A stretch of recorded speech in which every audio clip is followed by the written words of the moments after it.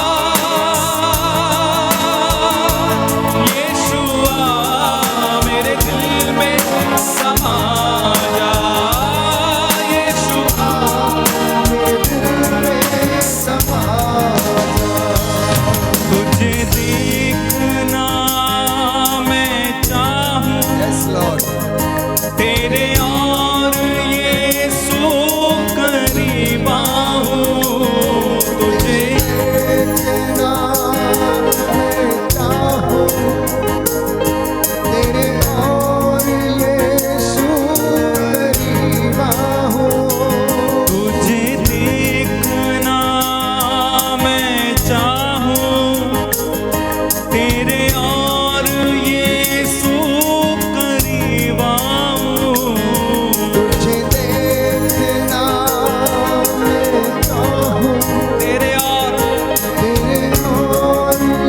यीशु करीब आऊं। कितना है तू प्यारा प्रभु, तेरी महिमा मैं सबको सुनाऊं। कितना है तू तेरी महिमा।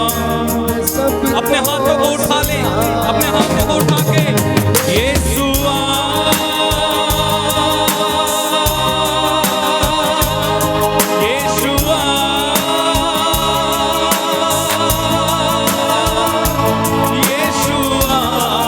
मेरे दिल में समा जा, यीशुआ समा यीशुआ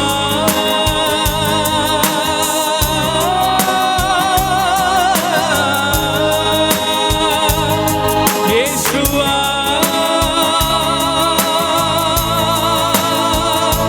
यीशुआ मेरे दिल में समा, ऊंची आवाज से यीशुआ मेरे दिल में समा जा, यीशुआ मेरे दिल में समा जा, यीशुआ मेरे दिल में समा जा, यीशुआ मेरे दिल में समा जा, यीशुआ मेरे दिल में समा जा, यीशुआ मेरे दिल में समा जा, मेरे दिल में समा जा। Yes Lord. दाहिना हाथ उठाएं, आंखों को बंद रखें, मेरे पीछे दोहराएं, हे प्रभु यीशु, हे प्रभु यीशु, मेरे साथ रह जाइए, मेरे साथ रह जाइए, अपना मनोभाव मुझे प्रदान कीजिए। अपना मनोभाव मुझे प्रदान कीजिए। हे प्रभु यीशु, हे प्रभु यीशु, मुझसे बातें कीजिए, मुझसे बातें कीजिए। आध्यात्मिक जीवन के संघर्ष में आध्यात्मिक जीवन के संघर्ष मेरी में सहायता कीजिए। मेरी सहायता कीजिए। हे प्रभु यीशु, हे प्रभु मैं यीशु, आपको प्राप्त कर सकूं, मैं आपको प्राप्त कर मेरा मार्गदर्शन कीजिए। मेरा मार्गदर्शन कीजिए। Hallelujah, hallelujah, hallelujah, hallelujah, hallelujah. Hallelujah. बैठ जाइए। इस वक्त हम मनन चिंतन करने जा रहे हैं प्यारे भाइयों और बहनों।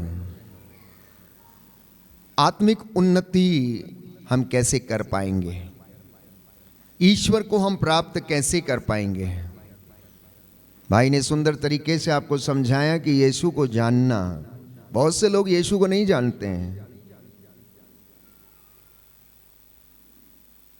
बहुत से लोग सोचते हैं कि हम आजाद हैं, लेकिन आजाद हैं नहीं। यीशु जब बेथानिया गया, मरियम और मार्था से जब मिला, तो वो शिकायत करने लगी कि आप यहां पर होते तो मेरा भाई नहीं मरता। क्या कहा? यदि आप यहां होते तो मेरा भाई नहीं मरता। तो यीशु ने उससे कहा, क्या मैंने तुमसे नहीं कहा कि यदि तुम विश्वास करोगी तो ईश्वर की महिमा देखोगी? मुझे बताओ कि उसे तुमने कहां पर रखा है, मुझे बताओ कि तुमने लाजरस को कहां पर रखा। बोली नहीं नहीं, अब तो 4 दिन हो गए। बोले उसको, वो तो कब्र में दफना दिया गया है। आपके और मेरे जैसे साधारण नारी थी, विश्वास करने में कमजोर थी। उसकी यही सोच थी कि अब मुर्दे में से बदबू आती होगी, लाश सड़ रही होगी और वो कब्र के अंदर 4 दिन से पड़ा हुआ है। यीशु उसको विश्वास दिलाता है और वो लोग यीशु को ले जाकर कब्र के सामने खड़ा कर देते हैं। और यीशु कब्र के सामने खड़े होकर आंसू बहाते हैं। और आपने देखा होगा कि जब जब भीड़ यीशु के आसपास इकट्ठी हुआ करती थी, यीशु के लिए यह सुंदर मौका था कि वो ईश्वर की महिमा को क्या करे, दिखाए। यीशु को मौका मिला शास्त्रियों और फरीसियों और गांव के लोगों के सामने ईश्वर की महिमा प्रकट करने का। तो यीशु ने लोगों से कहा, क्या कहा, क्या कहा, हाँ, पत्थर हटाओ, पत्थर को हटाओ। कुछ लोगों ने मदद की और पत्थर को हटा दिया। अब यीशु ने जोर से आवाज लगाई, लाजरस, लाजरस बाहर आ जाओ।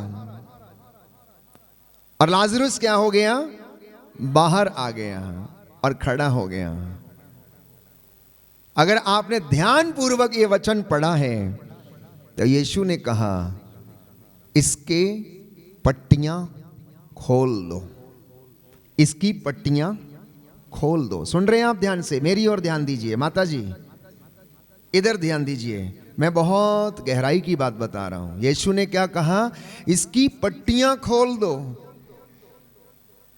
लाजरस जिंदा था लेकिन उसके हाथ और पैर बंधे हुए थे। जिंदा होने के बावजूद वो अपनी पट्टियां खोलने में असमर्थ था, अपने बंधनों को तोड़ने में असमर्थ था।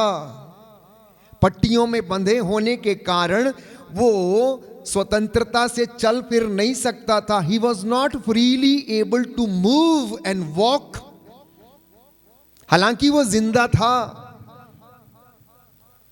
कभी कभी मेरी और आपकी जिंदगी में भी ऐसा ही है। हम जिंदे तो हैं लेकिन बंधनों में हैं। अपने आप ये बंधन हम नहीं तोड़ सकते हैं, किसी की सहायता की जरूरत है। किसी व्यक्ति की जो दुआ करता, प्रार्थना करता, ले हैंड करता या छुटकारा देता है यीशु के वचन के माध्यम से, वो आपको आजाद करता, आपके बंधनों को खोलता है, आंतरिक चंगाई के लिए प्रार्थना करता है और आपको डिलीवरेंस देता, डिलीवरेंस के लिए प्रार्थना करता। यीशु के नाम पर लोगों ने क्या किया, लाजरस के पट्टियों को खोल दिया और वो आजाद हो गया, वो स्वतंत्र हो गया। आज उन बंधनों को तोड़ने की आवश्यकता है। आप चलते फिरते हैं, जिंदा हैं, हंसते हैं, खेलते हैं, एक दूसरे से मजाक करते हैं, ध्यान रखते हैं, लेकिन जरूरी नहीं कि आप स्वतंत्र हैं। और वो स्वतंत्रता प्राप्त करने के लिए हमें यीशु की जरूरत है। प्यारे भाइयों और बहनों, we need someone to open the bondages, we need someone to break the bondages from our life, and that is Jesus. He is going to do. वो अपने आप अपने भक्तों के जीवन से उन बंधनों को वो तोड़ने के लिए जा रहा। इसलिए आत्मिक उन्नति यदि आप करना चाहते हैं तो कुछ बातों का ध्यान रखना होगा। हमने सुबह से लेकर अब तक मनन चिंतन किया, पाप क्या है, प्रायश्चित क्या है, प्रायश्चित से हमें क्या मिलता है, पाप के परिणाम क्या है। हमने इस बात पर भी मनन चिंतन किया कि यीशु मसीह हमें इन सारी बातों से क्या कर सकता है, आजाद कर सकता है। क्यों? क्योंकि उसके पास अधिकार है। उसे भाग्य पर अधिकार है, जीवन पर अधिकार है, मृत्यु पर अधिकार है, सृष्टि पर अधिकार है। परमेश्वर ने उसे सब नामों में सर्वश्रेष्ठ नाम दिया है। इसलिए वो व्यक्ति आपको और मुझे उन बंधनों से आजाद कर सकता है। उस आजादी को पाने के लिए हमें क्या करना, उसके पास जाने की आवश्यकता। और मैंने आपको बताया कि उसके वचन को सुनना, मनन चिंतन करना, और वो हमें आनंदित करता है। उसकी वाणी हमें आनंद प्रदान करती है, बंधनों को तोड़ती है। क्योंकि मैंने आपके लिए वचन पढ़ा था यिर्मयाह नबी के ग्रंथ अध्याय 23 पद संख्या 29 से, उसकी वाणी आग के जैसी है, हथौड़े के जैसी। जब ये वचन आप सुनते हैं तो शैतान डरता है, कांपने लगता है, चिल्लाने लगता है, कान बंद करता है, वो वचन सुनना नहीं चाहता है। क्यों? क्योंकि उसको मालूम है कि यीशु के वचनों में जीवन है, बल्कि शैतान के वचनों में जीवन नहीं है। यीशु ने उसकी परिभाषा दी योहन के सुसमाचार अध्याय 10 पद संख्या 10 में। और कहा शैतान मारने, चुराने और नष्ट करने के लिए आता, लेकिन मैं इसलिए आया हूं कि तुम जीवन प्राप्त करो, परिपूर्ण जीवन प्राप्त करो। आप सब लोग जीवन पाने के लिए आए हैं, यस और नो? आत्मिक उन्नति के लिए आए हैं, यस और नो? आप अपने पापों से आजाद होने आए हैं, यस और नो? बंधनों से छुटकारा पाना चाहते हैं, यस और नो? आध्यात्मिकता में बढ़ना चाहते हैं, यस और नो? क्या आप आज वादा करते हैं प्रभु से कि मैं आपके साथ रहूंगा, आप मेरे साथ रहिए? तो वो आपके साथ रहेगा, बशर्ते इन बातों पर ध्यान दीजिए। कलोसियों का पत्र अध्याय 4 पद संख्या 2। बहुत जल्दी में इन वचनों को आप नोट कर सकते हैं, लिख सकते हैं। जिनके पास बाइबल है, आप, मैं पढ़ते जाऊंगा, आप लिखिए। और आध्यात्मिक उन्नति कैसे करें, उसके लिए बाइबल हमें क्या सजेशंस देती है, बाइबल हमें क्या बताती हैं। अगर आप आत्मिक उन्नति करना चाहते हैं तो हमें कुछ बातों का ध्यान रखने की आवश्यकता है। सबसे पहले कलोसियों को लिखते हुए संत पौलुस हमें बताता है, अध्याय 4 पद संख्या 2 और उससे आगे।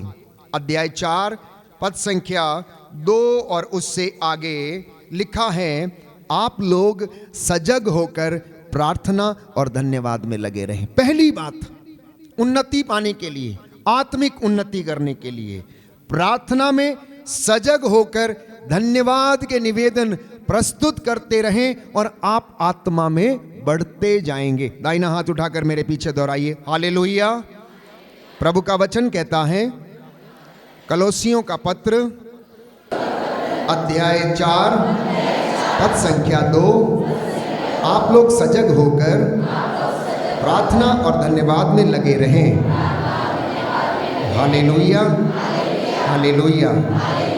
अगला वचन आत्मिक उन्नति के लिए पद संख्या 5, उसी अध्याय में पद संख्या 5, आप लोग बाहर वालों के साथ बुद्धिमानी से व्यवहार करें।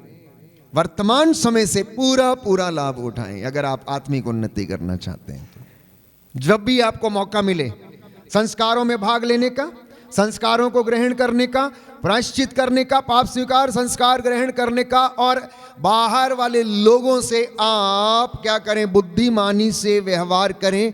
यह दूसरी बात है आत्मिक उन्नति के लिए। तीसरी बात, परिवार में आत्मिक उन्नति के लिए, पति पत्नियों के लिए प्रभु इस बात को संत पौलुस के माध्यम से यह वचन हमें देता है। अध्याय 3 पद संख्या 19 और उससे आगे। अध्याय 3 कलोसियों का पत्र पद संख्या 19 और उससे आगे। पति अपनी पत्नियों को प्यार करें और उनके साथ कठोर व्यवहार नहीं करें। वचन संख्या 20, बच्चे सभी बातों में अपने माता पिता की आज्ञा माने, क्योंकि प्रभु इससे प्रसन्न होता है। पिता अपने बच्चों को खिजाया नहीं करें, कहीं ऐसा ना हो कि उनका दिल टूट जाए। हालेलुया। दाहिना हाथ उठाकर वचन दोहराएंगे, हालेलुया। प्रभु का वचन कहता है, पति अपनी पत्नियों को प्यार करें, उनके साथ कठोर व्यवहार नहीं करें, बच्चे सभी बातों में अपने माता पिता की आज्ञा माने, क्योंकि प्रभु इससे प्रसन्न होता है। Hallelujah, hallelujah. तो आत्मिक उन्नति के लिए माता पिता का कहना मानना अनिवार्य, आज्ञा पालन करना अनिवार्य है।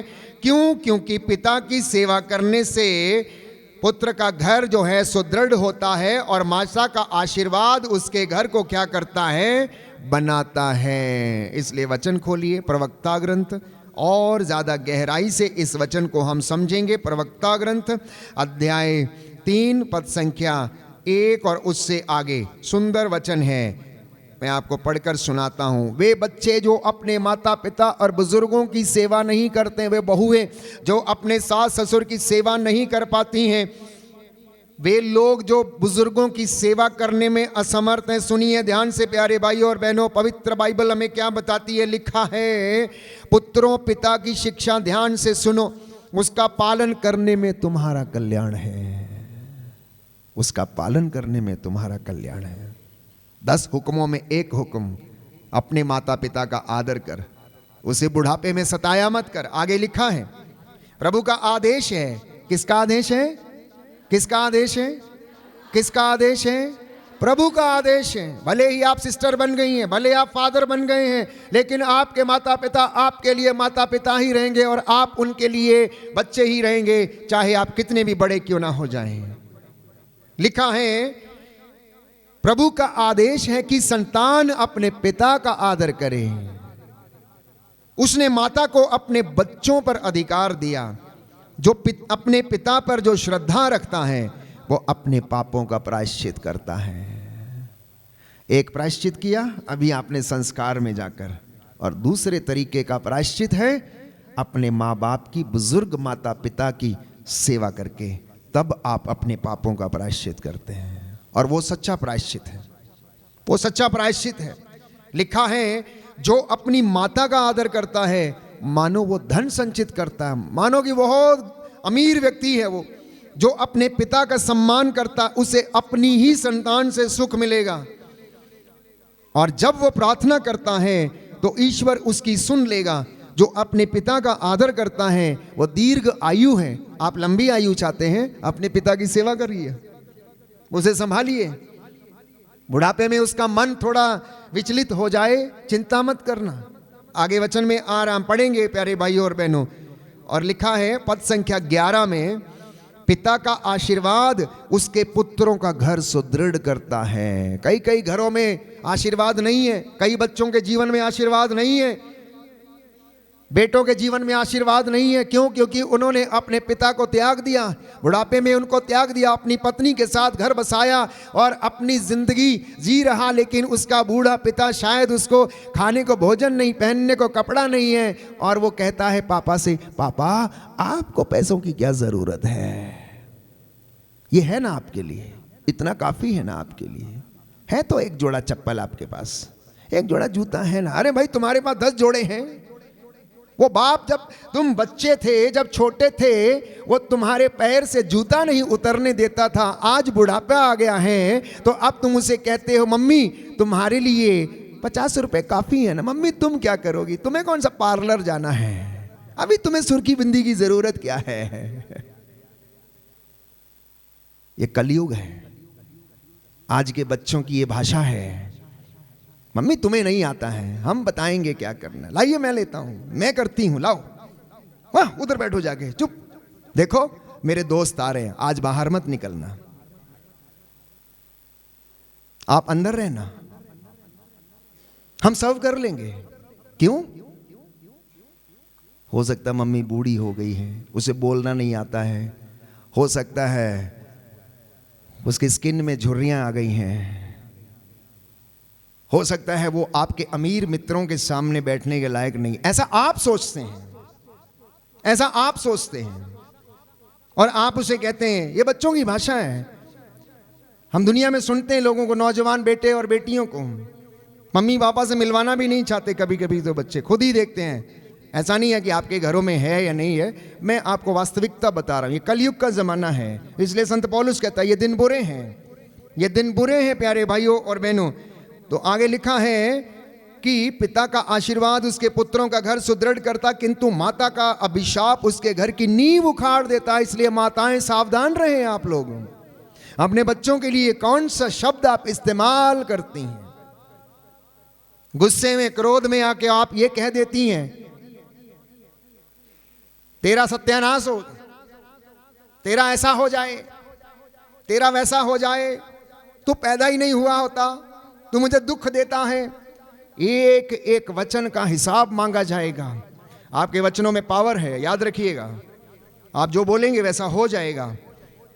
इसलिए यिर्मयाह नबी के ग्रंथ में आपको याद दिलाता हूं, जब यिर्मयाह अपनी मां के कोख को कोस रहा था, क्योंकि लोग उसे मारना चाहते थे, वो बीमार था और वो दुखी था, उसकी पीड़ा का अंत नहीं हो रहा था, तो ईश्वर से पूछता है प्रभु मेरी पीड़ा का अंत कब होगा? परमेश्वर ने कहा यिर्मयाह वो दिन याद कर और अपने शब्द वापस ले। कौन से शब्द थे? उसने अपनी मां के गर्भ को कोसा था, गर्भ में बनाने वाला परमेश्वर है, माँ नहीं है, पिता नहीं है, वो एक साधन है, माध्यम है। लेकिन प्यारे भाइयों और बहनों, ये सारे काम, सारी कृपा और आशीष देने वाला परमेश्वर है। इसलिए आप अपने शब्दों को ध्यान में रखिए। मैंने कई माताओं को देखा छोटे बच्चों को गुस्से में आके, क्रोध में आके श्राप देते हुए, गाली देते हुए, अनायास, बिना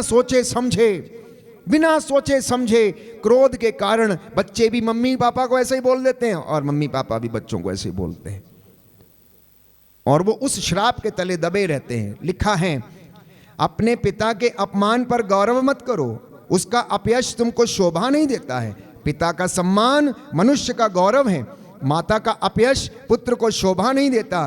पुत्र, अपने बूढ़े पिता की सेवा करो, जब तक वह जीता है उसे उदास मत करो। यदि उसका मन दुर्बल हो जाए तो उससे सहानुभूति रखो।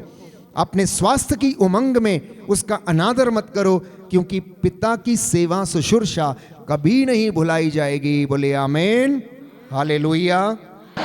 यीशु की स्तुति हो, यीशु को धन्यवाद, यीशु की आराधना हो, यीशु की महिमा हो, यीशु को धन्यवाद। Hallelujah, hallelujah, hallelujah. तो मैं आपको बता रहा हूं आत्मिक उन्नति कैसे करना है, परिवार में आत्मिक उन्नति कैसे करना है। और वचन हमको समझा रहा है कि पिता पर श्रद्धा रखना आपके पापों का प्रायश्चित है, पहली बात।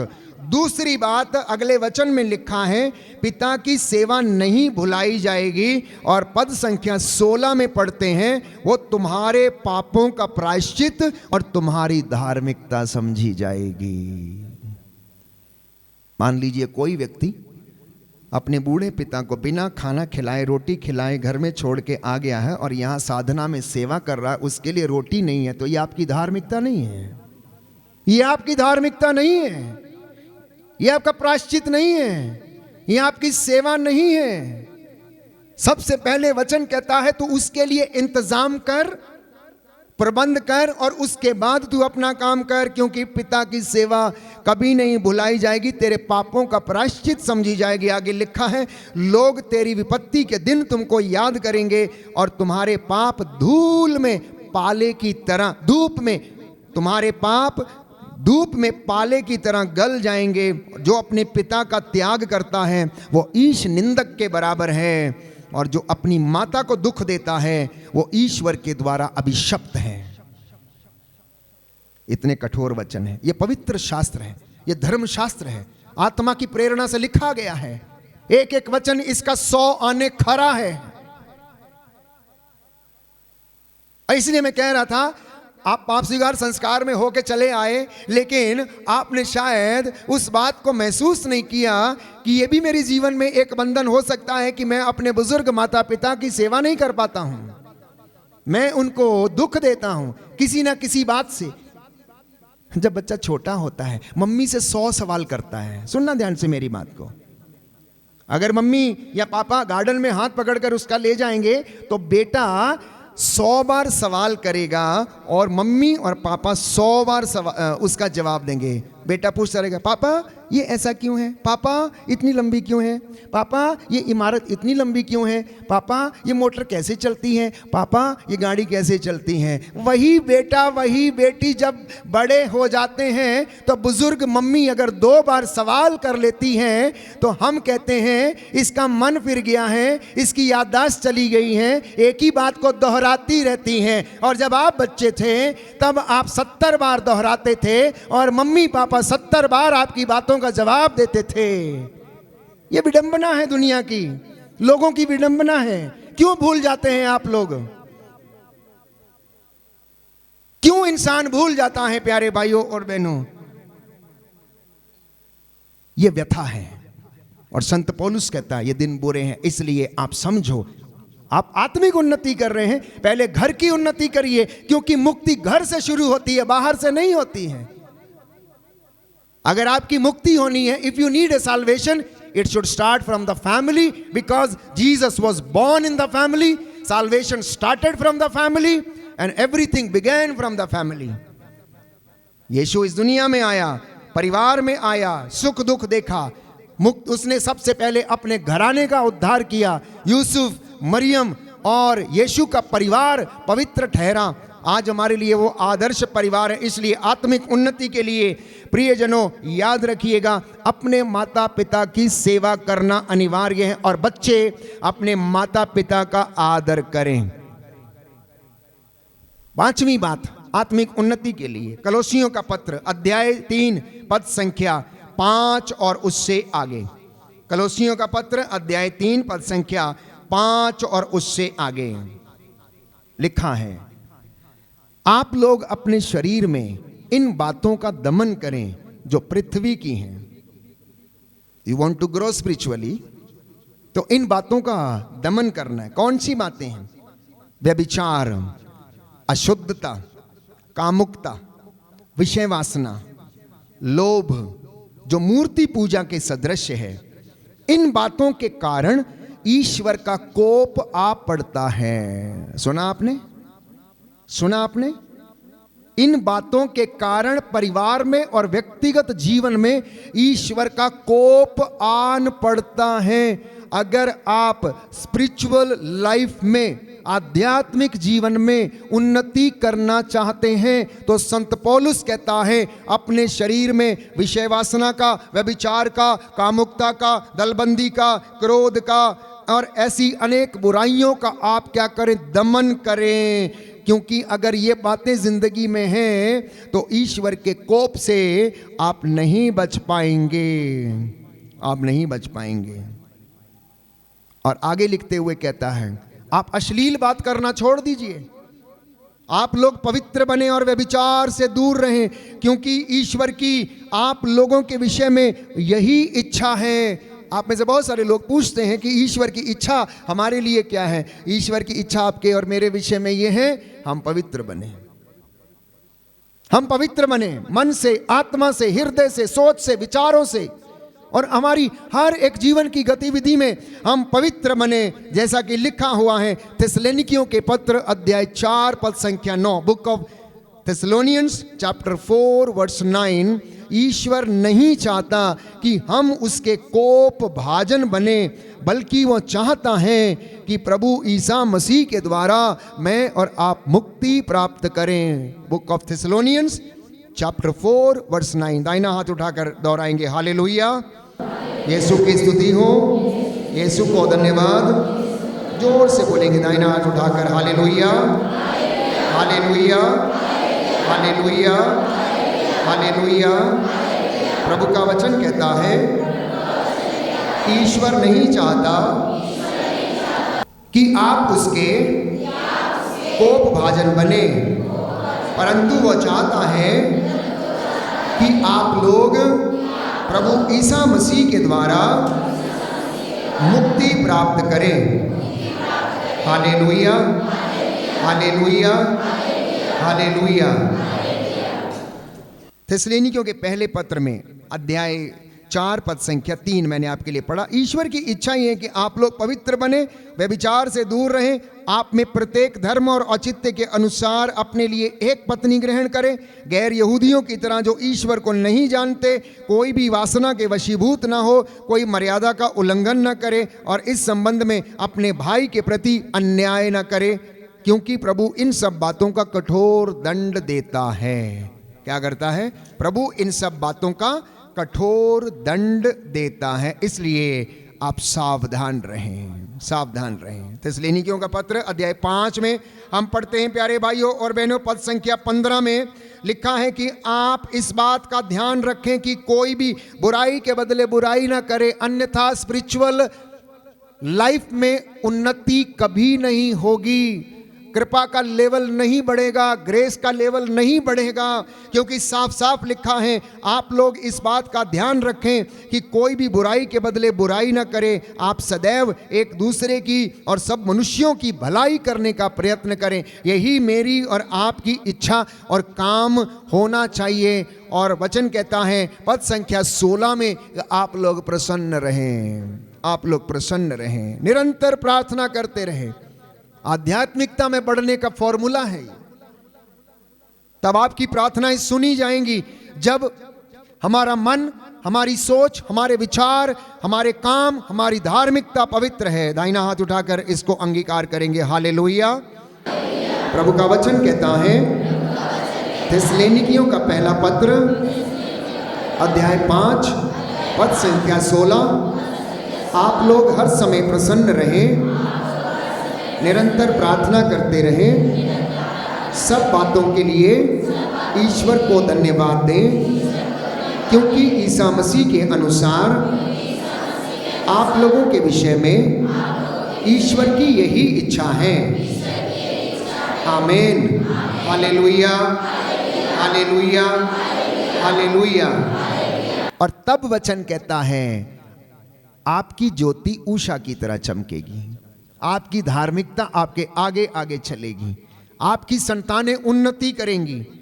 साम नंबर 115 वर्स 14, तुम और तुम्हारी संतति उन्नति पाएगी जब आप ये सारे कामों को करोगे जिसे मैंने अभी अभी आपको आपके सामने दोहराया। कलोसियों के पत्र से, थिस्सलुनीकियों के पत्र से संत पौलुस आत्मिक उन्नति के लिए हमें बताता है और लिखता है, तब तुम्हारी संतति उन्नति पाएगी। आप में से जितने लोग कहते हैं हमारे बच्चे सक्सेस नहीं प्राप्त करते, सफल नहीं होते, फेल हो जाते हैं, क्योंकि बाइबल कहती है यशायाह नबी के ग्रंथ अध्याय 58 पद संख्या 13 और 14, विश्राम दिवस को पवित्र रखो। एक और महत्वपूर्ण बात है आध्यात्मिक उन्नति के लिए, विश्राम दिवस को पवित्र रखना है तो तुम्हें प्रभु का आनंद प्राप्त होगा। बोलिए आमीन। प्रभु का वचन कहता है, विश्राम दिवस पवित्र रखो और तुम्हें प्रभु का आनंद प्राप्त होगा। Hallelujah, hallelujah, hallelujah. और एक सुंदर वचन है, जब आप विश्राम दिवस को पवित्र रखते हैं तो प्रभु का आनंद मिलता है। और विधि विवरण ग्रंथ अध्याय 28 पद संख्या 12 में लिखा हुआ है, तब आप जो भी काम करोगे वो सफल होगा। जिस काम में हाथ डालोगे वो सफल होगा, जिस काम को करने के लिए आप जाओगे वो सफल होगा, क्योंकि पवित्र बाइबल हमें यही बताती है। विधि विवरण ग्रंथ अध्याय 28 पद संख्या 12 लिखा है, प्रभु अपने आकाश का अपूर्व भंडार खोलकर तुम्हारी भूमि पर ठीक समय पर पानी बरसाएगा यदि आप उसकी ओर दृष्टि लगाओगे, विश्राम दिवस पवित्र रखोगे, माता पिता की सेवा करोगे, पवित्रता में रहोगे, आनंद में रहोगे। भरपूरी का परमेश्वर अपने अपूर्व भंडारों को आदेश देगा कि वह तुम पर उन्नति की वर्षा करेंगे। आगे लिखा है, वह ठीक समय पर पानी बरसाएगा और तुम्हारे सब कार्यों में तुम्हें आशीर्वाद देता रहेगा। तुम अन्य अनेक राष्ट्रों को उधार दे सकोगे, तुम्हें उधार लेना नहीं पड़ेगा। बोलिए आमीन। जो कर्ज लेते हैं प्रभु कहता है तुम्हें उधार लेने की जरूरत नहीं पड़ेगी, तब तुम लोगों को उधार दोगे। कहता मैंने तुम्हें नेता बनाया है, मैंने तुम्हें सिर बनाया है, पूंछ नहीं बनाया है। मैंने लोगों के पीछे चलने के लिए नहीं बुलाया, मैंने तुम्हें लोगों के आगे चलने के लिए बुलाया है। यह परमेश्वर का वचन है। Have you understood any time कि आपका इंपॉर्टेंस कितना है, आप कितने महत्वपूर्ण हैं, आप कितनी चुनी हुई प्रजा हैं, आप कितने बड़े लोग हैं। प्रभु ने जो दर्जा आपको दिया है, कहता मैंने तुम्हें नेता बनाया है और हम लोगों के पीछे चलते रहते हैं। कहता मैंने तुम्हें आगे चलने के लिए चुना है। अगले वचन में आप पढ़िए, लिखा है प्रभु तुम्हें नेता बनाएगा, किसी का अनुयायी नहीं बनाएगा। यदि तुम मेरे द्वारा अपने को दी गई प्रभु अपने ईश्वर की आज्ञाओं का सावधानी से पालन करोगे, अन्य देवताओं की सेवा और पूजा करने से उन नियमों से जरा भी विचलित नहीं होगे जिन्हें मैं तुम्हें आज दे रहा हूं, तो तुम्हारी अवनति नहीं होगी, तुम्हारी उन्नति होगी। बोलिए आमीन। कब ये सब होगा? आत्मिक उन्नति कब होगी? जब हम ईश्वर की आज्ञाओं को मानेंगे, जब उसके नियमों का पालन करेंगे, जब हम वचन में चलेंगे, जब हम उसके लिए स्टैंड लेंगे। जैसा कि प्रभु के भक्तों ने, नबियों ने वो स्टैंड लिया और परमेश्वर ने उन्हें ब्लेस किया और आशीष दी, तब हमारे जीवन से हर एक प्रकार का बंधन टूटेगा और वो हमें आशीष और रूह का ताज़ा मस्सा और अभिषेक प्रदान करेगा। आत्मिक उन्नति के लिए एक और सुंदर वचन है प्यारे भाइयों और बहनों, इब्रानियों का पत्र अध्याय 12 पद संख्या 14 और उससे आगे। इब्रानियों का पत्र अध्याय 12 पद संख्या 14 और उससे आगे। सबके साथ शांति बनाए रखो, पवित्रता की साधना करो, क्योंकि इसके बिना ईश्वर के दर्शन कोई भी नहीं कर सकता है। सुना आपने? So many retreats you make, so many pilgrimages you go for, but you never retreat on holiness. पवित्रता की साधना कोई नहीं करता है। पवित्रता की साधना करने के लिए भी समय लगता है, कुछ सैक्रिफाइस करने होते हैं, कुछ उपवास करने होते हैं, जुबान पे कंट्रोल करना होता है। याकूब लिखता है ये 2-2.5 इंच की जुबान 6 फीट लंबे शरीर को अपने कंट्रोल में करती, वश में करती है। मैंने कहा कुछ लोग बीड़ी के गुलाम हैं, कुछ बोतल के गुलाम हैं, कुछ गुटखे के गुलाम हैं, तो कुछ तंबाकू के गुलाम हैं, तो कुछ ज़्यादा बोलने वाली जुबान के गुलाम हैं। वो चुप रहती नहीं, कचर कचर कचर कचर कचर कचर दिन भर इधर उधर आगे पीछे कुछ ना कुछ करती रहती। अब आप सोचना बंधन कहां पर है। Just reflect and retreat yourself. What is the meaning of retreat? What is the meaning of retreat? Retreating yourself. अपने आप को फिर से पुनरावलोकन करके देखना, नए सिरे से देखना. Seeing everything in you from the different perspectives. Not from the perspective which every one of you thinks. नहीं, अपनी समस्याओं को, अपनी परेशानियों को, अपने दुख को, अपने दर्द को नए सिरे से देखना शुरू कीजिए. नए सिरे से देखना, जैसे कि परमेश्वर देखने के लिए हमें आमंत्रित करता है. और अपने आप को फिर से रिट्रीट करना, नया बनने के लिए शांति की साधना करना, क्योंकि और पवित्रता की साधना करना, विनम्रता की साधना करना. इसके बिना संत पौलुस कहता है कोई भी ईश्वर के दर्शन नहीं कर सकता है. और लिखता है कि सबके साथ शांति बनाए रखो. क्या आप लोगों के किसी के साथ मनमुटाव है?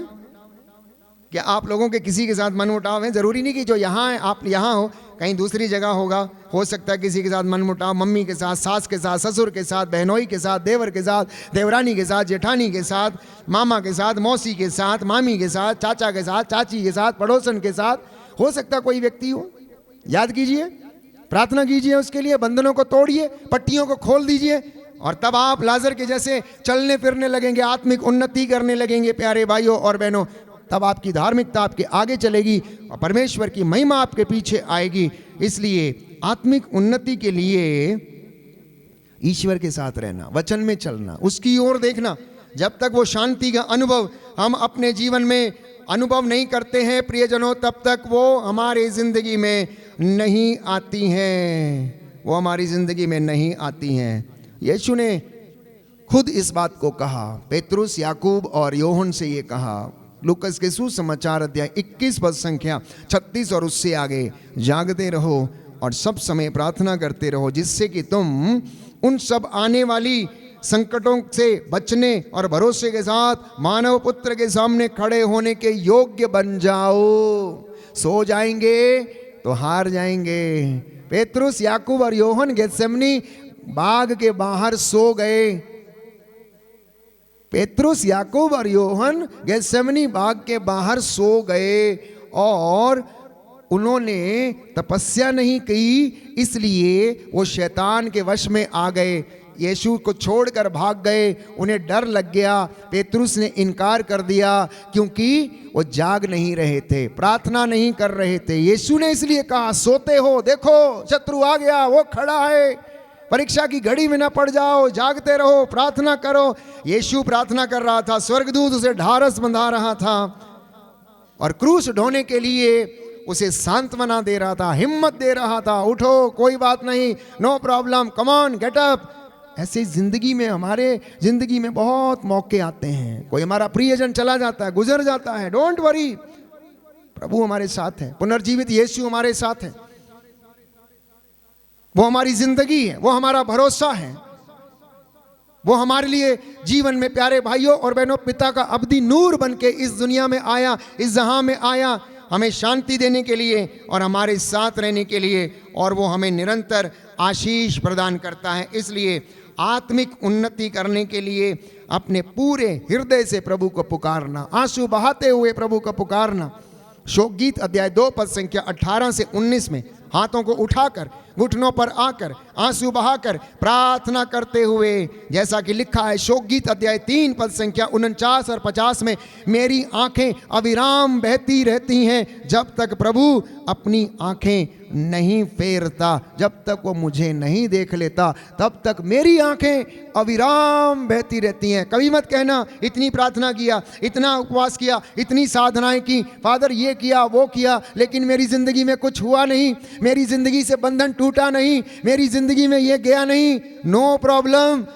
यशायाह नबी के ग्रंथ में वचन कहता है तब तक प्रभु के पास चली जा, जब तक तू उसे ढूंढती रहना जब तक कि वो ना मिल जाए। तेरी जिंदगी पूरी समाप्त हो जाए ढूंढते ढूंढते, लेकिन ढूंढना मत छोड़ना, क्योंकि उसी में तेरी भलाई है, उसी में तेरी भलाई है, उसी में तेरी भलाई है।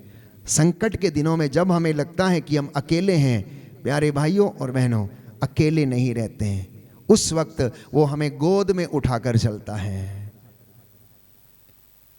एक सुंदर एनेक्डोट है, फुटप्रिंट्स ना, जिसके विषय में हम पढ़ते हैं। एक व्यक्ति ने शिकायत किया और वो कहने लगा परमेश्वर से कि देखो इतना दुख आया, कष्ट आया, संकट आया, पहले तू मेरे साथ रहता था लेकिन उस समय तू मेरे साथ नहीं था। क्योंकि वो सपना देख रहा था, उसने देखा कि जाते समय 2 लोगों के पैरों के निशान हैं, लेकिन आते वक्त एक ही व्यक्ति के पैरों के निशान हैं। और वो शिकायत करने लगा कि मेरे दुख की घड़ी में प्रभु आप कहाँ गए थे? तो प्रभु ने जवाब दिया, जब दुख की घड़ी आ रही थी, तूफान तेरी जिंदगी में थे, उस समय वो चलने वाला व्यक्ति तू नहीं था, चलने वाला व्यक्ति मैं था। मैंने तुझे अपने हाथों में उठा के रखा था, मैं गोद में उठाया था, इसलिए तेरे चिन्ह पैरों पे, तेरे पैरों के चिन्ह जमीन पे नहीं है, मैं तुझे उठा के चल रहा था उस तूफान में। हे हमको विश्वास करना है। वैसा ही बहुत सारे लोग, आज प्रभु मेरे घर में आएगा, आज मैंने बुलाया है। एक बुजुर्ग औरत प्रभु से बड़ा प्रेम करती थी, बड़ी धर्मी थी, और लोगों से कहने लगी आज मेरे घर में प्रभु आने वाले, प्रभु आने वाले, प्रभु आने वाले। घर को सजाती रही, संवारती रही, सब कुछ कर लिया। सुबह से लेकर शाम तक इंतजार करती रही। सुबह एक भिखारी आया, बोली जाओ जाओ जाओ, जल्दी निकलो यहाँ से, फटाफट, घर गंदा मत करो, आज प्रभु आने वाले हैं। वो चला गया। एक और व्यक्ति मिलने के लिए, आज मेरे पास टाइम नहीं है, देखो जाओ जाओ, परेशान मत करो, आज मेरे प्रभु आने वाले हैं। फिर से कोई तीसरा व्यक्ति आया, भिखारी बच्चा आया, उसने रोटी मांगी, नहीं आज मेरे घर में प्रभु आने वाले, मैंने सजा के संवार के रखा है। शाम हो गई, प्रभु आया नहीं। 10 बज गए, 11 बज गए, थक हार के सो गई। सपने में प्रभु उसको सपना देखा और पूछने लगी, आपने कहा था मैं आऊँगा और आप आए नहीं, मैं सुबह से लेकर अब तक इंतज़ार कर रही थी, घर को झाड़ बुहार के मैंने रखा था, इंतज़ार किया, अच्छा खाना बनाया। प्रभु बोला दिन में 3 बार आया तेरे घर में, तूने भगा दिया मुझे। पहले मैं भिखारी के रूप में आया, बच्चे के रूप में आया, फिर एक साधु के रूप में आया, लेकिन तूने ना दक्षिणा दी, ना मुझसे बातें की, ना कुछ किया। याद करना, प्रभु ने कहा जो काम तुम मेरे छोटे से छोटे भाइयों और बहनों के लिए करते हो वो तुम मेरे लिए करते हो। मदर तेरेसा ने कहा अगर मैं इन गरीबों की सेवा कर सकती हूँ, इनके घावों को साफ कर सकती हूँ, तो इसलिए नहीं कि कोई मुझे इसका इनाम देता, लेकिन मैं इसलिए ऐसा करती हूँ क्योंकि मैं इनके चेहरों में अपने प्रभु यीशु मसीह का चेहरा देखती हूँ, इसलिए मुझे बदबू नहीं आती है। तो आपकी जिंदगी में ऐसे बहुत सारे मौके आएंगे। फिलहाल मेरे पास टाइम कम है, लेकिन अपने जीवन का एक बहुत संजीदा उदाहरण मैं आपको देता कि परमेश्वर कैसे दर्शन देता है, कैसे परमेश्वर आपकी जिंदगियों में काम करता है। एक भी व्यक्ति जो प्रभु ने कहा मेरा पड़ोसी कौन है, इसके विषय में दृष्टांत सुनाया। प्रभु आपके पड़ोसी के रूप में आपके घर में आता है। स्वर्ग जाने का रास्ता पड़ोसी के आंगन से गुजरता है, इसलिए पड़ोसी का दिल कभी ना दुखाया करें। अपने पड़ोसी को अपने समान प्यार करें। जो बाजू में सोता है, बगल वाले कमरे में है, ये सुंदर कहावत है, स्वर्ग का रास्ता पड़ोसी के आंगन से होके गुजरता है। तो यीशु ने इसका मतलब बताया, तुम्हारा पड़ोसी कौन है? जो तुम्हारी जिसे आपकी ज़रूरत है वो आपका पड़ोसी है, और दुनिया का कोई भी व्यक्ति हो सकता है। इसलिए प्रियजनों, आज के इस पवित्र दिन में आत्मिक उन्नति करने के लिए मैंने बहुत सारी बातें आपको बताई हैं, और अगर और ज़्यादा गहराई से मनन चिंतन करेंगे तो वो आप रोज करते हैं, उपवास करते हैं, प्रार्थना करते हैं, मेडिटेशन करते हैं, मॉर्निंग प्रेयर करते हैं, इवनिंग प्रेयर करते हैं, ऑफिस ऑफ द रीडिंग करते हैं, आप सेवा के लिए जाते हैं, चर्च जाते हैं, तमाम बातें हैं। लेकिन मैंने कुछ और ज़्यादा गहराई से आपको बातें बताई। विनम्रता की साधना करो, होलीनेस की साधना करो, पवित्रता की साधना करो, शांति की साधना करो, अपने जुबान को कंट्रोल में रखने की साधना करना, मन विचलित ना हो इसकी साधना करना, अपने मन से, जीवन से कड़वाहट दूर करना, क्योंकि इन सारी बुराइयों से ईश्वर का कोप हमारे ऊपर आन पड़ता है, हमारे ऊपर आन पड़ता है। और प्रार्थना करना है किस तरीके से? याबेस की तरह। यदि आप पहला इतिहास ग्रंथ अध्याय 4 पद संख्या 9 पढ़ेंगे तो उसमें सुंदर प्रार्थना है याबेस की। उसने कहा, हम पढ़ेंगे पहला इतिहास ग्रंथ अध्याय 4 पद संख्या 9। जिसके पास बाइबल है वो खोलें ताकि आपको ज्ञान हो बाइबल खोलने का भी। पहला इतिहास ग्रंथ, first book of chronicles chapter 4 verse 9। First book of chronicles chapter 4 verse 9। First book of chronicles chapter 4 verse 9 and 10। याबेज अपने भाइयों से अधिक सम्मानित था। उसकी माँ ने उसका नाम याबेस रखा था, क्योंकि वह कहती थी, कष्ट सहते हुए मैंने इसे जन्म दिया है। याबेज ने इज़राइल के ईश्वर से इस प्रकार प्रार्थना की, कृपा कर मुझे आशीर्वाद दे, मेरा क्षेत्र बढ़ा दे, मेरा साथ दे, मुझे विपत्तियों से बचा, जिससे कि मुझे दुख ना हो। और ईश्वर ने उसकी प्रार्थना स्वीकार की। दाहिना हाथ उठाकर हम इस प्रार्थना को दोहराएंगे, हालेलुया, हालेलुया। पहला इतिहास ग्रंथ अध्याय 4 पद संख्या 10।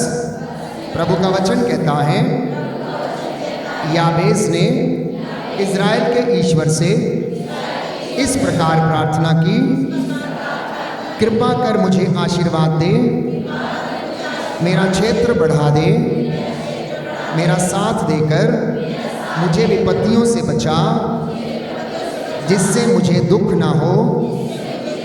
ईश्वर ने उसकी प्रार्थना स्वीकार की। Hallelujah, hallelujah, hallelujah, hallelujah.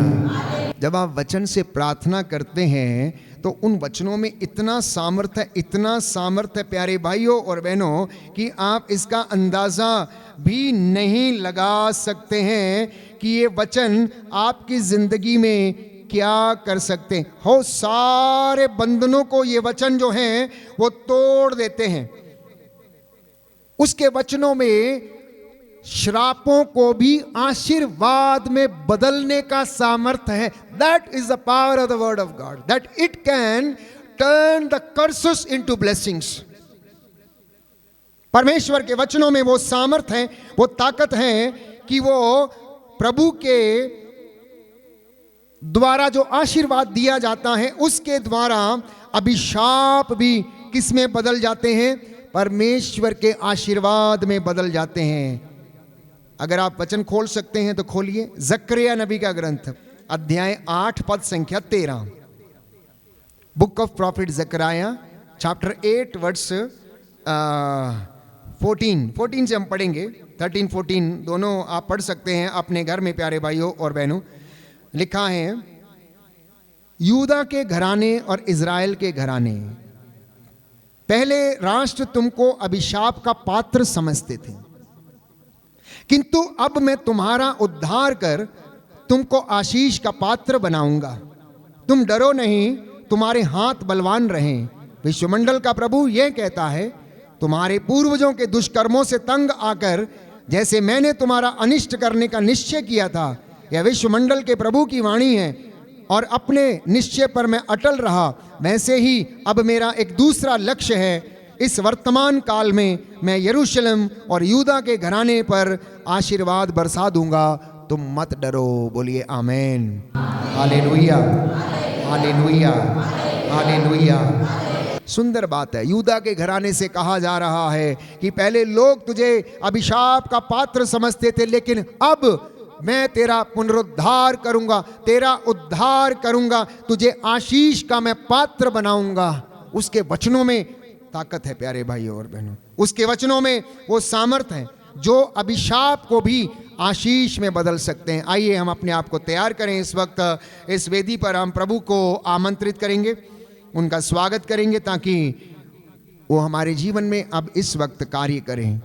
मैंने आपसे कहा आत्मिक उन्नति के लिए, फिर से एक बार रिकैप करता हूं मैं,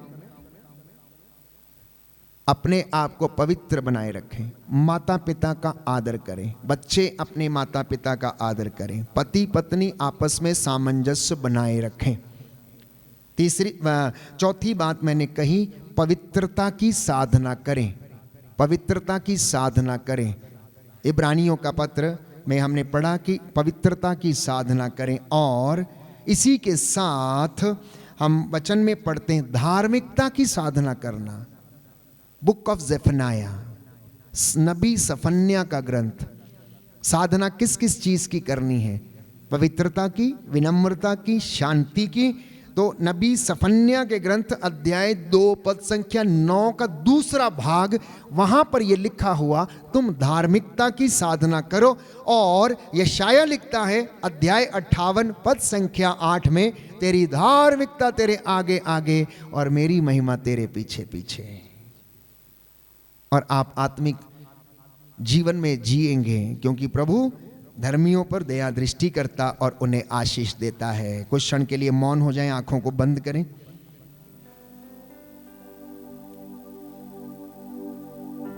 प्रभु का वचन हमारे हृदयों को भेदे और रहस्यों को खोले।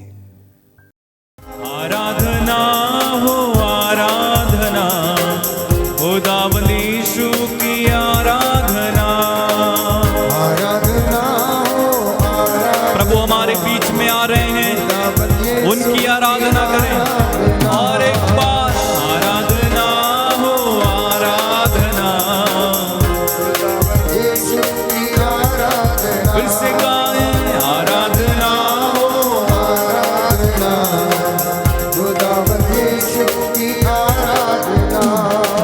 यीशु प्रभु की आराधना, मेरे मसीहा की आराधना।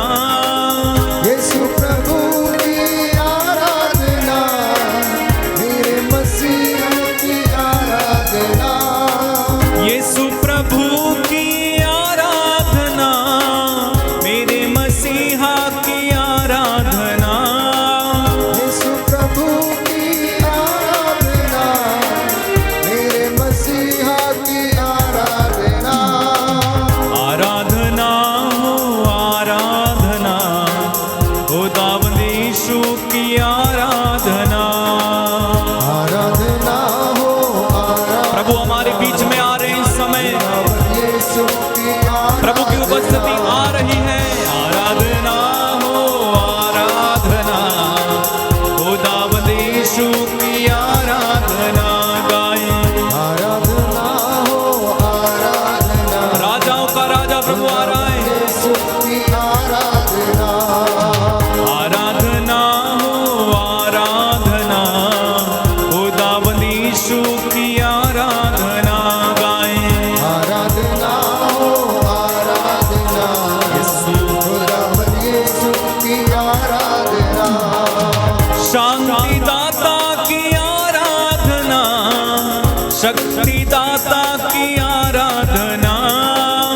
शांति दाता की आराधना, शक्ति दाता की आराधना। शांति दाता की आराधना, शक्ति दाता की आराधना। शांति दाता की आराधना, शक्ति दाता की आराधना। एक साथ आराधना हो आराधना, ओ दावलीशु की आराधना गाएं। आराधना, अपने हाथों को बढ़ाएं यीशु की ओर, यीशु की ओर। प्रभु हमारे बीच में आ चुके हैं, हाथों को बढ़ा के आराधना हो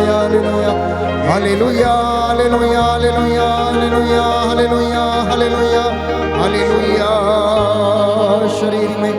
शरीर की जितनी भी कमजोरियां हैं, नसों की कमजोरियां हैं, इन दुष्ट आत्माओं को झिड़कता हूं यीशु के नाम से, out in the name of Jesus. यीशु के नाम पर इन शरीरों से निकलकर क्रूस के नीचे जल जाओ, क्रूस के नीचे जल के राख हो जाओ। कैंसर की बीमारी, रक्तस्राव की बीमारी, शरीर में ढीलेपन की, आलसपन की बीमारी, नसों की कमजोरी की बीमारी, यीशु के नाम पर अभी और इसी वक्त आपके शरीरों, आत्माओं, हृदयों को छोड़कर क्रूस के नीचे जल के राख हो जाए। बोले आमीन आमीन। यीशु के नाम पर be healed and cleansed in the name of Jesus. आमीन। प्यारे भाई प्यारी बहन, प्रार्थना करते जाना, अपनी अपनी चंगाई के लिए राह देखना। यरीको का अंधा रास्ते में बैठा हुआ अपनी चंगाई की प्रतीक्षा कर रहा था, राह देख रहा था। यीशु भीड़ के साथ उस रास्ते से गुजर रहे थे। वो जोर से चिल्लाया, ओ ईसा नासरी, दाऊद के पुत्र, मुझ पर दया कर। ओ ईसा नासरी, दाऊद के पुत्र, मुझ पर दया कर। अगर आप उसके जैसे चंगाई पाना चाहते हैं, देखना चाहते हैं, तो चिल्लाना और कहना, आग्रह के साथ प्रार्थना करना, आग्रह के साथ प्रार्थना करना। लूकस का सुसमाचार अध्याय 1 पद संख्या 37। प्रभु के लिए कुछ भी असंभव नहीं है, प्रभु के लिए कुछ भी असंभव नहीं है। वो पर्वतों को हिलाने वाला परमेश्वर है। प्यारे भाई प्यारी बहन, वो अपनी चप्पल एदोम पर रखता है। आकाश उसका सिंहासन, पृथ्वी उसका पावदान है। जो उसके पास जाता अंधकार में कभी नहीं भटकता। राइट नाउ एवरी बॉन्डेज यीशु के नाम पर जले और जल के राख हो जाए। टूटे आपके जीवन से क्रोध का बंधन, ईर्ष्या का बंधन, गलत संबंधों का बंधन, अपने ऊपर अपनी इंद्रियों पर वश नहीं कर पाने का बंधन। ऐसी तमाम दुष्ट आत्माएं यीशु के नाम पर आज आपके जीवन से कैंसिल करते हैं, खारिज करता हूं यीशु के नाम पर। उसने कहा, जिसके लिए तुम खोल दोगे उसके लिए खुल जाएगा, और जिसके लिए बंद कर दोगे उसके लिए बंद रहेगा, उसे कोई खोल न सकेगा। क्योंकि परमेश्वर ने दाऊद के घराने की कुंजियां यीशु के कंधों पर डाल दी, और यीशु ने अपने चेलों को, पेतरुस को ये कहते हुए कुंजियां प्रदान की, मैं तुम्हें स्वर्ग राज्य की कुंजियां प्रदान करता हूं। जिस पर हाथ रखोगे वो चंगे होंगे, जिसके पापों को क्षमा करोगे वो क्षमा होंगे, जिस पर हाथ रखोगे वो चंगे होंगे। वो लूकस मार्कुस का सुसमाचार अध्याय 16 पद संख्या 17। मुझ में विश्वास करने वाले मुझसे भी बड़े और महान काम करेंगे। इस वक्त महसूस करना, आपके बंधन टूट रहे हैं प्यारे भाई प्यारी बहन। दुश्मनी से कुछ लोग पीड़ित हैं, दुश्मनी का बंधन, क्रोध का बंधन, क्षमा नहीं कर पाने का बंधन, अकेलेपन का बंधन, जिद्दीपन का बंधन, बुरी आदतों का बंधन, नशे का बंधन, ड्रग्स का बंधन, बीड़ी, सिगरेट, तंबाकू, ऐसी तमाम बातें जो परिवारों में व्याप्त हैं, यीशु के नाम पर आज अभी और इसी वक्त निकले और जल के राख हो जाए। आपके शरीरों, परिवारों को छोड़े और क्रूस के नीचे जल के राख हो जाए। बोले आमीन आमीन हालेलुया हालेलुया। ध्यान से सुनना। भी हम अंदरूनी रोगों के लिए इस वक्त प्रार्थना करेंगे। The internal sicknesses what we have within us, आंतरिक चोटें जो मन में लगी हुई हैं। बाहर से तो हम सुंदर दिखते हैं, हंसते भी हैं, लेकिन अंदर हमारे घाव हैं। कुछ सवाल हमारे ऐसे हैं जिनका जवाब हमें नहीं मिलता है। कुछ लोगों के जीवन में प्रेम का अभाव है, इसलिए वो प्रेम पाने के लिए इधर उधर तरसते रहते हैं। कुछ लोगों में अटेंशन सीकर वाली दुष्ट आत्मा, हमेशा अटेंशन सीख करने की उनपे ये ललक रहती, दिल पर चोट लगी हुई है। मनुष्य विकसित तो हुआ है, होने के साथ साथ उसके लिए रोटी, कपड़ा और मकान की आवश्यकता है। हो सकता है आपका पिता या आपकी माता क्रोधी रही हो सकता है आपका पिता लफंगा हो या गलत काम करता हो सकता है वो आपके साथ कठोर व्यवहार किया, आपकी माँ ने या आपके पिता ने या किसी भी व्यक्ति ने। हो सकता है आपके पेरेंट्स ने आपको समय नहीं दिया, प्यार नहीं किया, इसलिए आज वो अपने अंदर उस प्यार को पाने के लिए आप हमेशा दौड़ते रहते हैं। हो सकता है आप में से कुछ लोग अकेलेपन के शिकार हैं। दे फील ऑलवेज सैड, उनका मुंह लटका रहता है, चेहरे पर खुशी नहीं रहती है, उन्हें सैड सॉन्ग गाने की ज़्यादा आदत रहती है, कुछ लोगों को गुनगुनाने की, अपने ही काम करने की, ऐसी तमाम छोटी छोटी समस्याएं और हमारे जीवन को नष्ट करती हैं। हो सकता है बच्चों को प्यार नहीं मिला है माता पिता से, इसलिए अब वो कहीं अन्यत्र प्यार खोजने की कोशिश करते हैं। हो सकता आपका प्री नेटल यानी कि गर्भावस्था का जो समय था वो बहुत ज़्यादा कठोर बीता। पापा ने मम्मी को उस दौरान मारा, मम्मी बहुत ज़्यादा दर्द से कराहती रही, जूझती रही, और आपने उस दर्द को अपने अंदर गर्भ के समय महसूस किया। आज तक वो आपका प्री नेटल एक्सपीरियंस आपके साथ है। आप हो सकता है उदासी के शिकार हैं, हो सकता है हीन भावना के शिकार हैं, इसलिए हो सकता है इंफीरियोरिटी कॉम्प्लेक्स है, हो सकता है आपको अपना शरीर अच्छा नहीं लगता, दूसरों का अच्छा लगता है आपको शरीर, हो सकता है आप में आत्मविश्वास की कमी है, हो सकता है आपकी ज़िंदगी में और परिवार में उदासी है, अकेलापन है, बच्चे की हंसी उड़ाई गई, हो सकता है शरीर का शोषण किया जब आप 8 साल के थे, 9 साल के थे, 10 साल के थे, किसी टीचर ने, किसी अध्यापक ने आपको अब्यूज़ किया, ज़बरदस्ती से आपके शरीर को नुकसान पहुंचाने की कोशिश की, और वो चोट आज तक आपके दिल पे है और आप उस व्यक्ति को क्षमा नहीं कर पाते हैं। ये आंतरिक चोट जो अंदर लगी हुई है, आज उससे हम रिलीज होने के लिए प्रार्थना करेंगे, क्योंकि वो आंतरिक चंगाई दाता है, वो आंतरिक चंगाई हमें देता है प्यारे भाइयों और बहनों। इसलिए आंतरिक चंगाई के बाद हम एक दूसरे को क्षमा के लिए प्रार्थना करेंगे। तो बचपन में हो सकता है कक्षा में बच्चे की हंसी उड़ाई गई, नीचे दिखाया गया, भरी सभा में आपके अधिकारी ने आपको जलील किया हो सकता आपको डांटा हो सकता आपके मन में भय है, ऊंचाई से डर लगता है, पानी से डर लगता है, अंधेरे से डर लगता है, और आप अपने ही कमरे में अपनी ही चीज़ों से, परछाई से किसी को डर लगता है। ये फोबिया, ये फियर, ये आंतरिक चोटें आपके हो सकता है शरीर में है, मन में है, हृदय में। आंखों को बंद करना इस वक्त और याद करना कोई ऐसी बात जो आपकी ज़िंदगी में है जिसे आप भूल नहीं पाते हैं। आंसू बहा रहे हैं, किसी ने आपके शरीर का गलत उपयोग किया जब आप छोटे थे, आपके भाई ने, बहन ने, कज़न ने, चाचा ने, चाची ने, या किसी ने भी आपके साथ गलत रिश्ता बनाने की कोशिश की। बीते जीवन की घटनाओं को नए सिरे से आज देखना, और प्रभु आपको चंगाई प्रदान करेगा। ऐसा कुछ भी नहीं है जो प्रभु के लिए असंभव है, उसके लिए सब कुछ संभव है। आंखों को बंद करें, आंतरिक चंगाई के लिए इस वक्त हम प्रार्थना करेंगे। आंतरिक चंगाई दाता आ जाइए, आकर के चंगा कर दीजिए। आंतरिक चंगाई दाता आ जाइए, आकर के चंगा कर दीजिए। आंतरिक चंगाई दाता आ जाइए, आकर के चंगा कर दीजिए।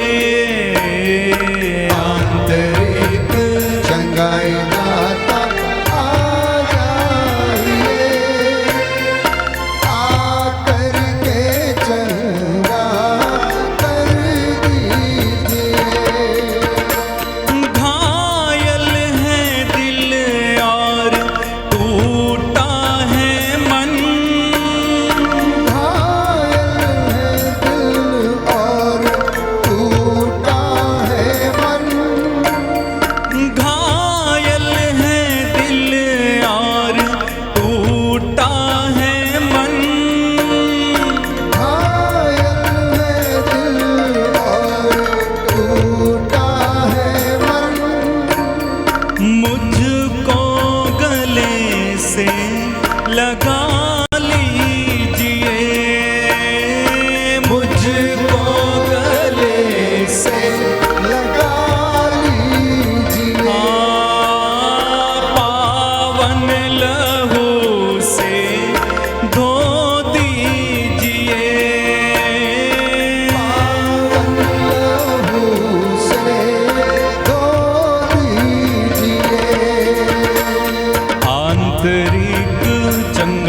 दाता आ जाइए, प्रभु की ओर आकर के चंगा कर दीजिए हो। आंतरिक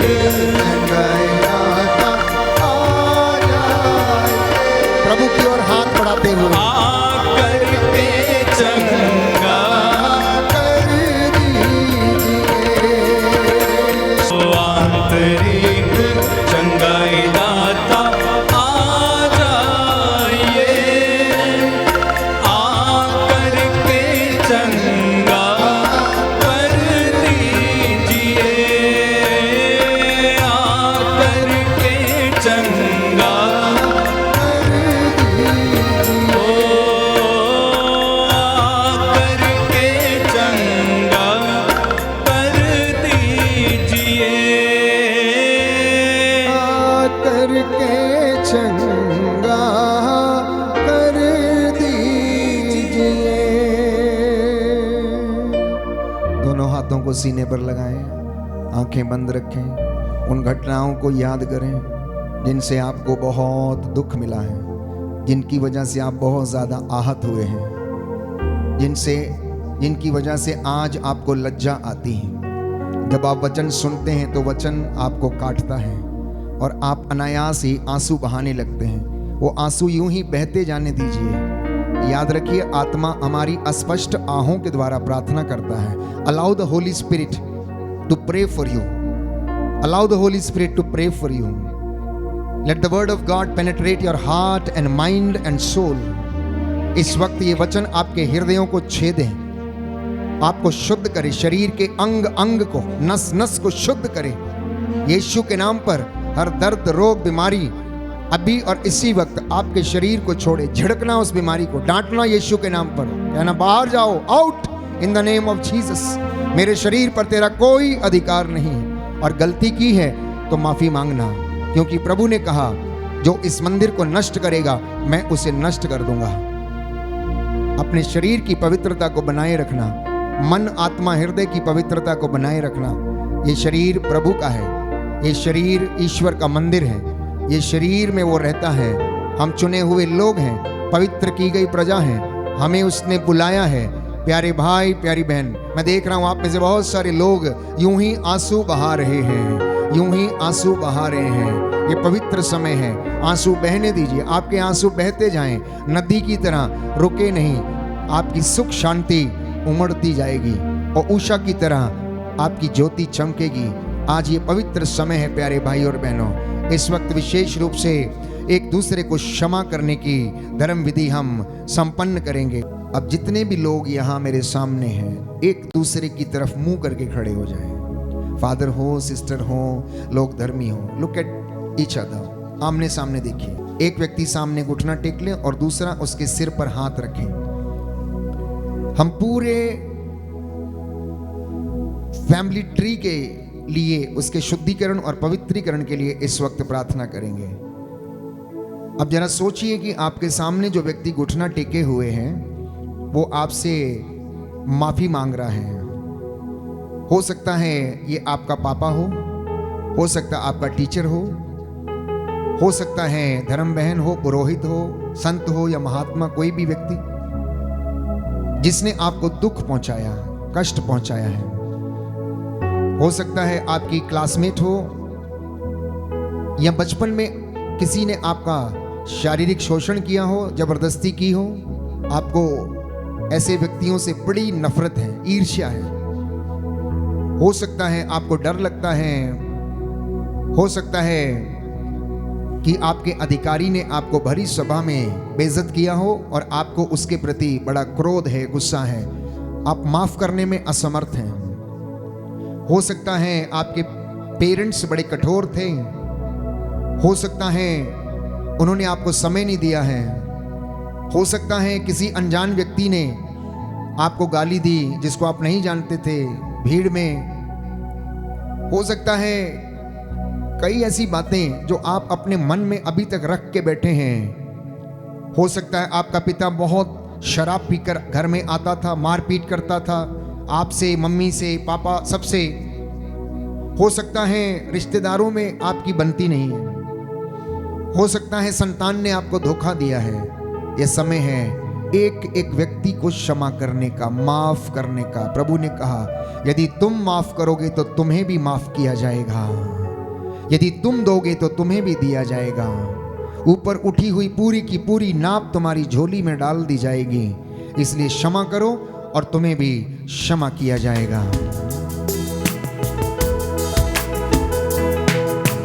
जिसने निंदा की, जिसने चोट दी, यीशु के कारण मैं माफ करता हूँ। जिसने निंदा की, जिसने चोट दी, यीशु के कारण मैं माफ करता हूँ। दुख जिसने दिया, घायल किया,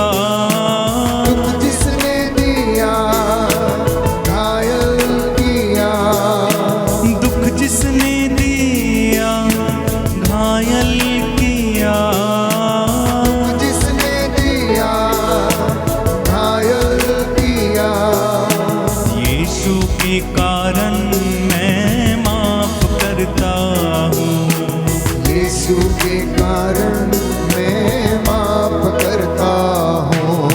यीशु के कारण, यीशु के कारण, यीशु के कारण, यीशु के कारण, यीशु के कारण मैं माफ करता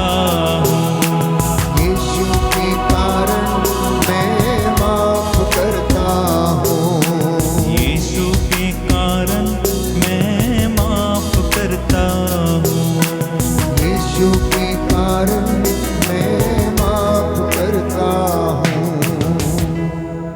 खड़े हो जाइए। अब दूसरा व्यक्ति घुटना टेकेगा। उसी प्रक्रिया को हम दोहराएंगे फिर से। घुटना टेक नहीं सकते तो खड़े भी रह सकते हैं, कोई प्रॉब्लम नहीं है। हम उसी प्रक्रिया को दोहराएंगे।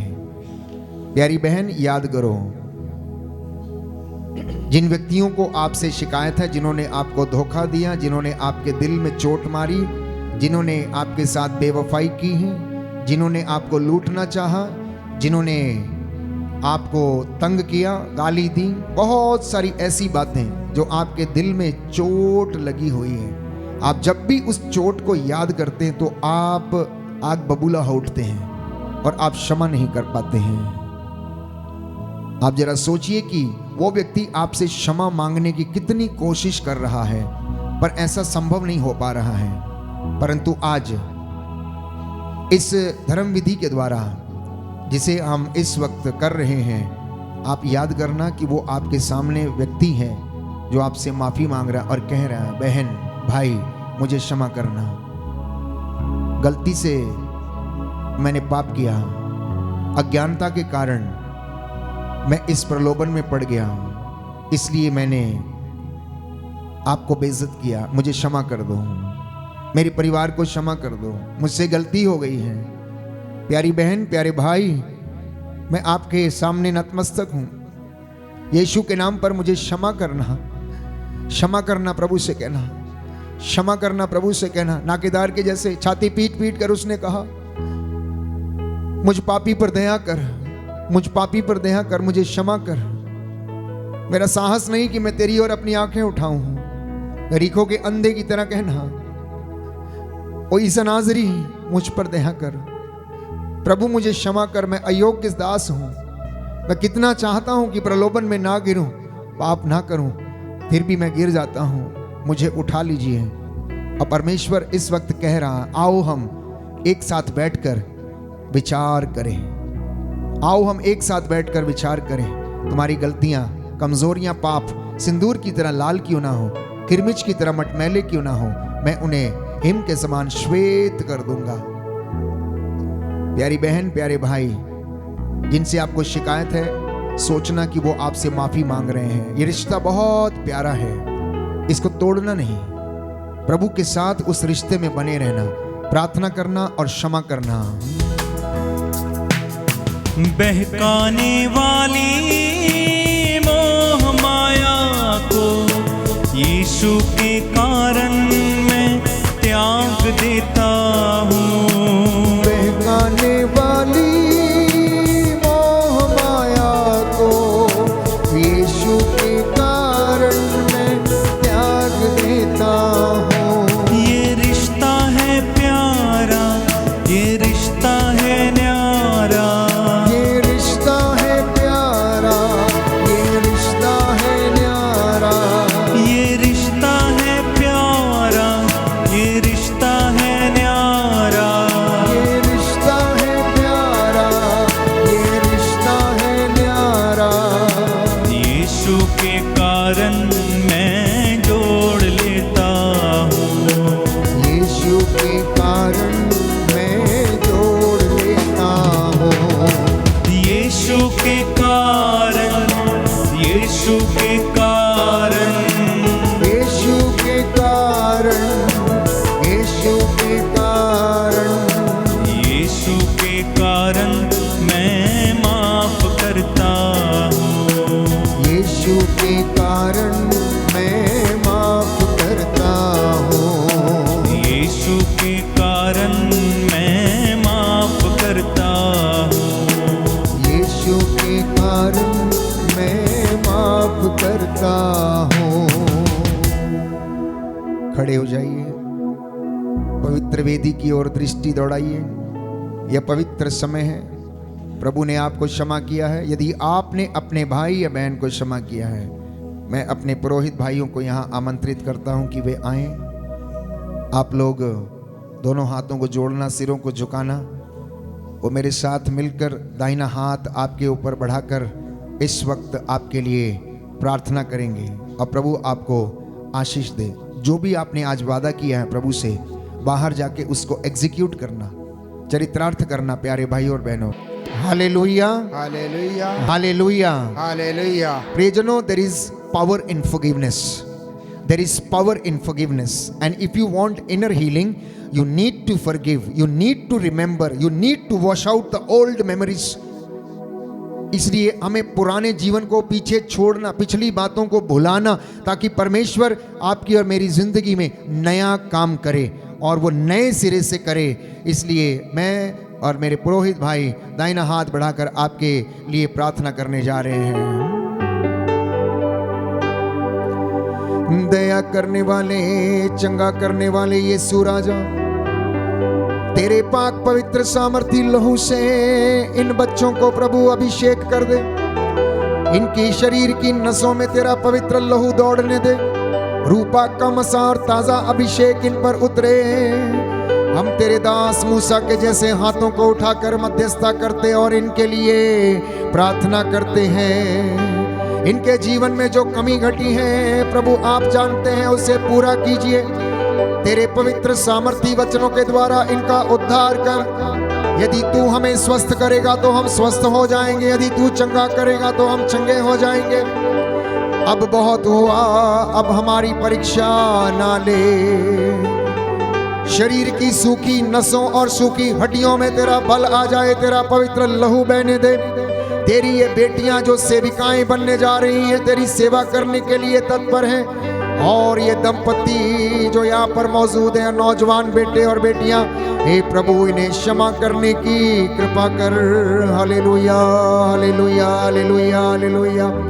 तेरे पाक पवित्र सामर्थी लहू से बदरूहों के लश्करों को तंत्र मंत्र, जादू टोना, ओझा ओझाई, ऐसी तमाम बातें, काला जादू यीशु के नाम पर काटते हैं, कैंसिल करते हैं। तेरे इन बच्चों के जीवन से इन पर दया करने की कृपा कर। इनके आटा गूंदने की परात को आशीष दे।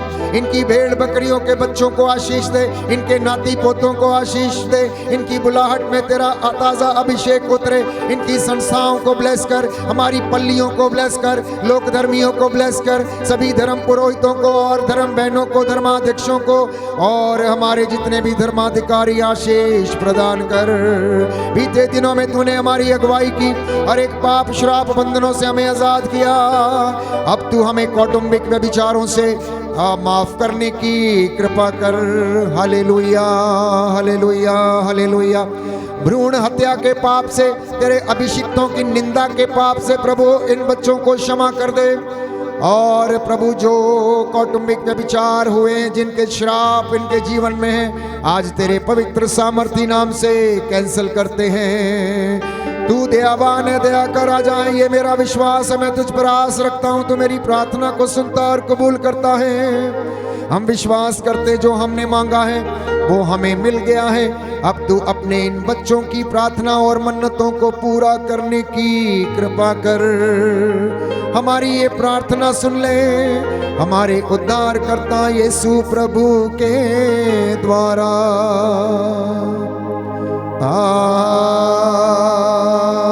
आमीन, आमीन, आमीन।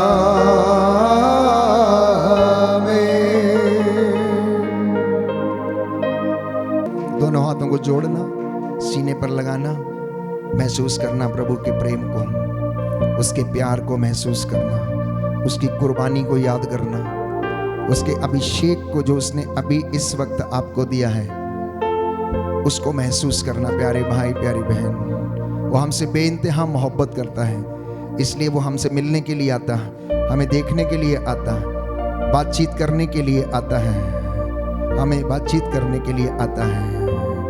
यस प्यारे भाई, प्यारी बहन, ये पवित्र क्षण है। ऐसे मौके बार बार नहीं आते हैं जब प्रभु यीशु हमसे स्वयं मिलने के लिए, हमें चंगा करने के लिए तैयार रहता है। सबको उसने चंगाई दिया, किसी को आंसुओं के द्वारा, तो किसी को शरीर में कंपन के द्वारा। आपकी सारी मन्नतें जो जो आपने मांगी थी आज वो पूरी हो गई हैं। चरित्रार्थ करना, उसको अपनी जिंदगी में उसके प्रेम को महसूस करना, उसको अंगीकार करना, हृदय में विश्वास करना, वचन को अपने हृदय पर अंकित करना और कहना, प्रभु मैं तेरा बेटा हूँ। बोलिए, प्रभु मैं तेरा बेटा हूँ, प्रभु मैं तेरी बेटी हूँ, प्रभु मैं तेरा दास हूँ, प्रभु मैं तेरी दासी हूँ।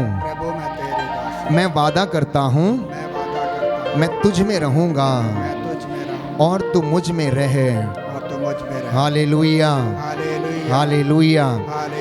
हे प्रभु यीशु, मैं निरंतर तेरा धन्यवाद करूंगा, मैं निरंतर तेरा धन्यवाद करूंगा। मेरी आत्मा निरंतर तेरा गुणगान करेगी। मेरी आत्मा निरंतर तेरा hallelujah, hallelujah, hallelujah, hallelujah, hallelujah, hallelujah, hallelujah, hallelujah. Hallelujah.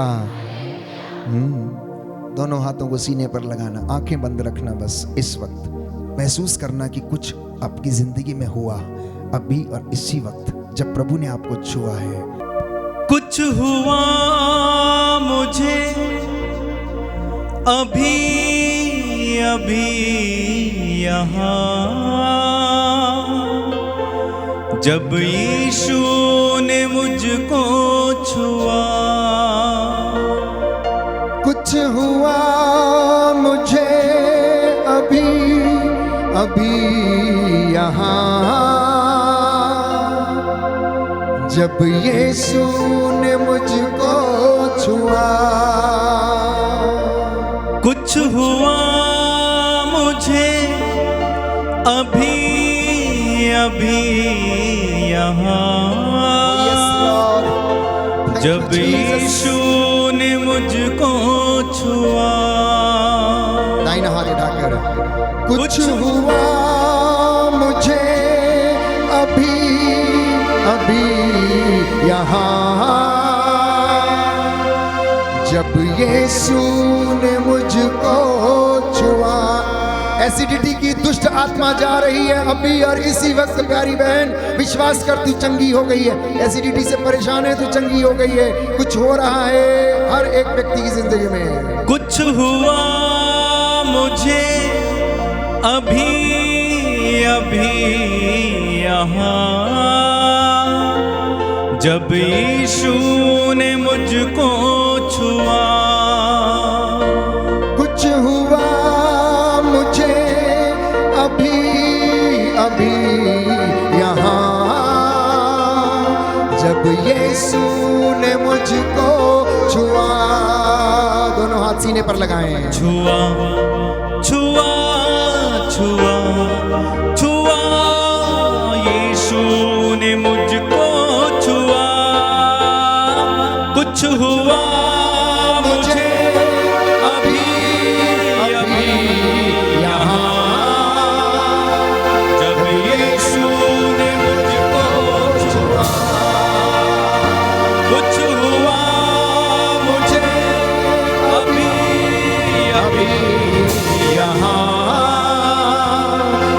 यीशु ने मुझको छुआ,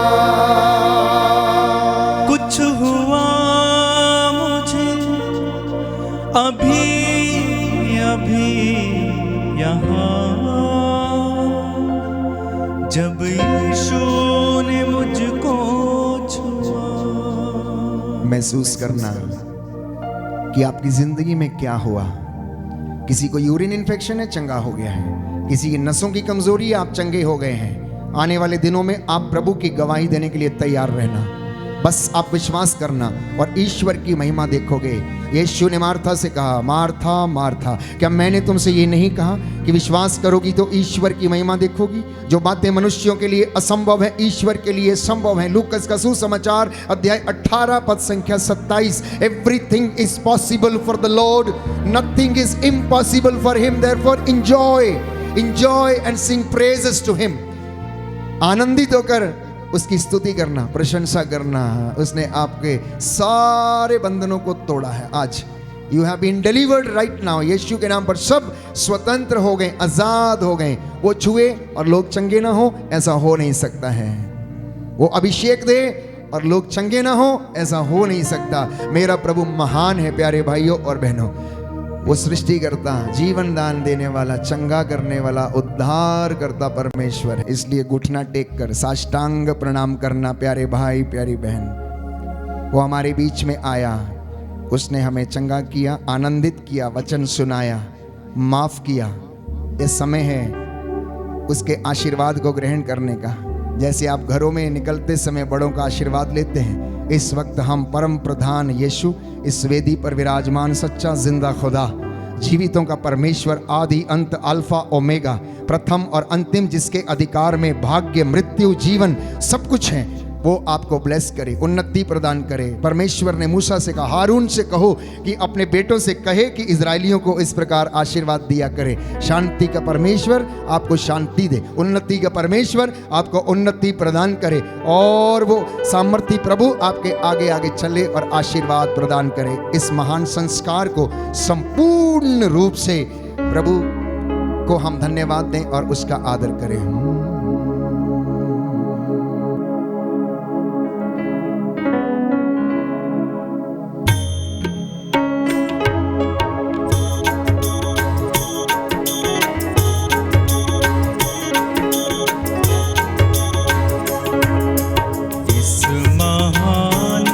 संस्कार को दंडवत बारंबार हो, इस महान संस्कार को बीती विधि का उतार हो, नवरीति का विस्तार हो, देख न पाती से दर्शाता विश्वास उसे,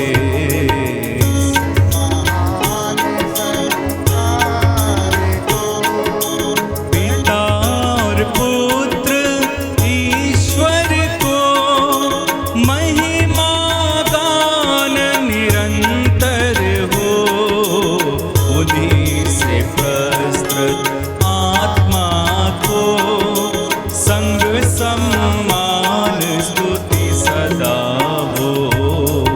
इस महान संस्कार को दंडवत बारंबार हो, इस महान संस्कार को